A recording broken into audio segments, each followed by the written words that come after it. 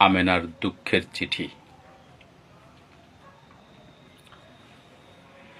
হাসি খুশিতে ভরা ছিল আমার ছোট্ট ঘরে, সুগঠনের অধিকারী ছিল দেখলে নয়ন ভরে। হাসি মুখে বলতো কথা, মাথায় লম্বা কেশ, দেখতে দেখতে বড় হলো প্রাইমারি পড়া শেষ।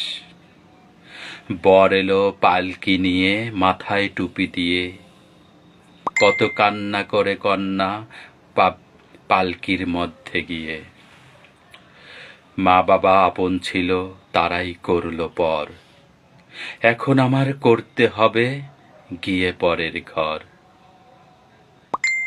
মা কান্দে ঘরের কোণে, দিলাম মেয়ে বিয়া, পিতা কান্দে রাস্তার ধারে গামছা মুখে দিয়া।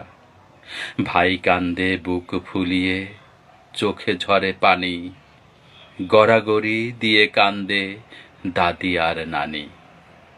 পাড়াপড়শি কান্দে সবাই, মুখে আঁচল টানি, বোন কেঁদে অজ্ঞান হয়, মাথায় ঢালে পানি। কোথায় চলে গেলি আমেনা, ঘর করে খালি, গাছপালা কান্দে আরো, কান্দে পাখ পাখালি।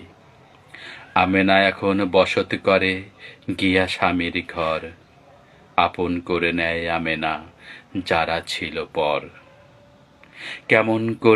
কেমন আছে মা বাবা, দেখি না তোমাদের মুখ, তোমাদের কথা মনে পড়ে ভাঙে হৃদয়। লাইনটা একটু অন্যরকম হয়েছে। কেমন আছে মা বাবা, দেখি না তোমাদের মুখ, তোমাদের কথা মনে পড়লে ভাঙে হৃদয় বুক। কান্দো না রে মা বাবা, আমি সুখে আছি, তোমাদের কথা মনে পড়লে চোখের জলে ভাসি। কেমন আছে দাদা দাদি, খবর জানতে চাই, বাড়ির সবাই কেমন আছে, কেমন আছে ভাই। একটি পত্র লিখে দিলাম, পত্র যদি পাও, আমেনাকে দেখিয়ে যাইও হিজলতলির গাঁও।